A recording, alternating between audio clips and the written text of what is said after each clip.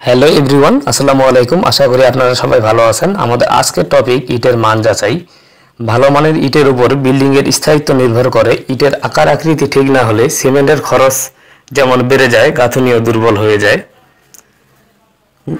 গাঁথুনির সকল স্থায়ী কাজে প্রথম শ্রেণীর ইট ব্যবহার করতে হবে। তো আসুন জেনে নিই কিভাবে ইটের মান যাচাই করবেন।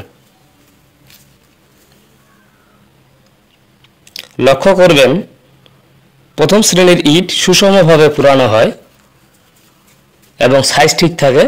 ভালো ইটে নখ দিয়ে আঁচড় দিলে সহজে দাগ পড়ে না।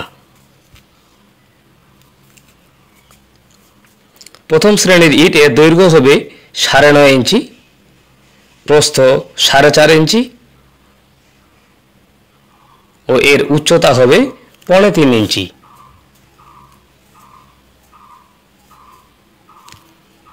দুটি ইট টি গঠন করে 3 ফিট উপর থেকে ফেলে দিলে ভাঙবে না।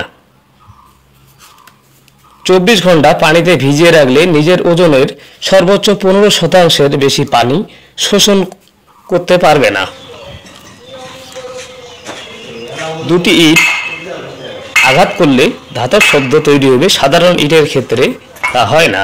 একটি ইটের কম্প্রেসিভ শক্তি হবে ন্যূনতম 3000 PSI এবং ব্যবহারের আগে অবশ্যই 12 ঘন্টা ভিজিয়ে নিতে হবে। শুধু পাইপ দিয়ে ভিজানো যথেষ্ট নয়।